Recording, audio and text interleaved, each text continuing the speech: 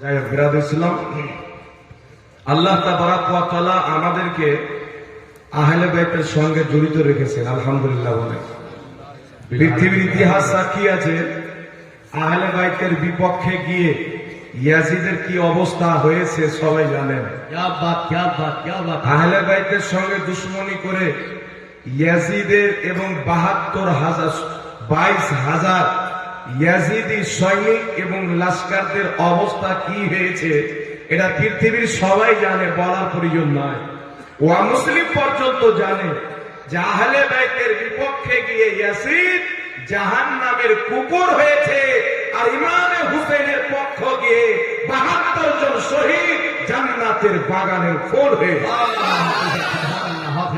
তাই ইতিহাসটা নতুন না, পুরাতন ইতিহাস। নবী পাক সাল্লাল্লাহু আলাইহি সাল্লামের সঙ্গে দুশমনি করে মানুষ যখন পেরে ওঠেনি, কারবালার ময়দানে নবী মুস্তাফার ঘরানার উপরে জুলুম করেছে, অত্যাচার করেছে।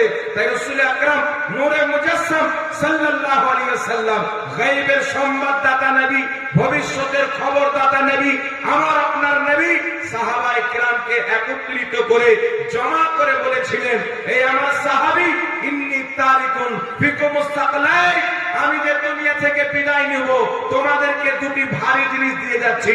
কি জিনিস? রাসূল পাক বলছেন, কিতাবুল্লাহি, একটি হচ্ছে আল্লাহর কিতাব কোরআন, ওয়া ইকরাতি আহলি বাইতি, দ্বিতীয় নম্বর আমার আহলে বাইত। কিয়ামতের সকাল পর্যন্ত আল্লাহ মানুষকে দুই হাত দিয়েছে, যাদের এক হাতে আল্লাহর কোরআন থাকবে, দ্বিতীয় হাতে আমার আহলে বাইতের তামাম থাকবে। কিয়ামত পর্যন্ত যতই ঝড় আসুক, যতই তুফান আসুক, যাদের হাতে কোরআন আছে, আহলে বাইতের তামাম আছে, তাদেরকে কেউ পথভ্রষ্ট করতে পারবে না।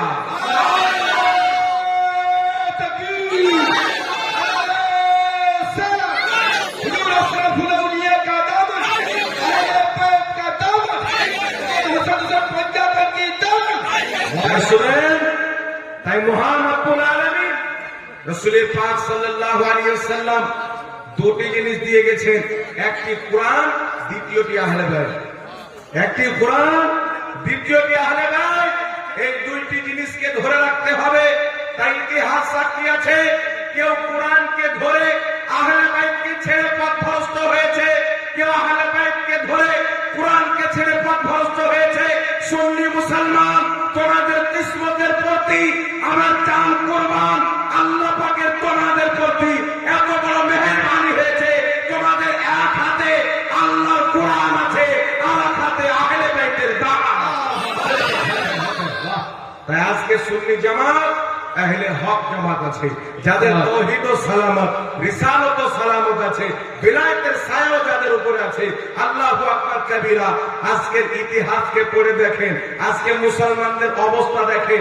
নাম তো মুসলমান নিচ্ছে, তাওহীদ মান্যকারী বলে, রিসালতের মান্যকারী বলে, আল্লাহর তাওহীদের আড়ালে রাসূলের গুস্তাখি করে, রাসূলের রিসালতের আড়ালে বিলায়েতের গুস্তাখি করে, সাহাবিয়াতের আড়ালে আহলে বাইতের তাওহীদ করে, আহলে বাইতের মহব্বতের আড়ালে সাহাবিয়াতের তাওহীদ করে। কিন্তু আল্লাহর কসম খেয়ে জিম্মেদার স্টেজ থেকে বলতেছি, মুহাম্মদ রাসূলুল্লাহ সাল্লাল্লাহু আলাইহি ওয়াসাল্লামের সচ্চা পাক্কা গোলাম মুস্তাফা জানে রহমতের তৈরি করা জামাত আহলে সুন্নাত ওয়াল জামাতের মান্যকারী সুন্নি মুসলমান, তাদের তাওহীদ ও সালামত আছে, রিসালত ও সালামত আছে, আহলে বাইতের তামাম, আহলে বাইতের মহব্বত, সাহাবায়ে কেরামের আদব ও সালামত। আমাদের আকাবির, আমাদের মাশাইখ, আমাদের হক্কানি পীরানে জাম আমাদেরকে ঈমান শিখিয়ে দিয়েছেন।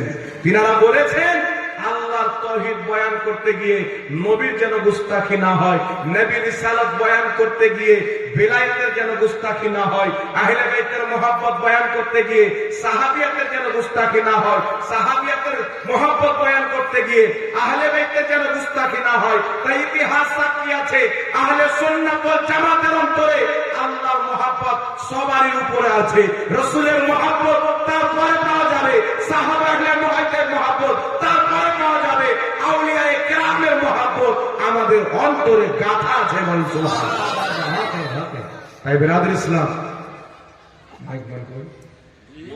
মাইক এটা আওয়াজ চ্যান চ্যান করছে, সাফ করেন, আওয়াজটা সাফ করেন। আপনারা বুঝতে পারছেন? জি, সাফ সুতরা বুঝতে পারছেন তো? ঝামেলা হচ্ছে না তো? জি, আওয়াজ মনে হচ্ছে এক অপরের সঙ্গে টাকরাও হচ্ছে, তাই আওয়াজটা ফ্রেশ করেন আর একটু খুলেন। জি।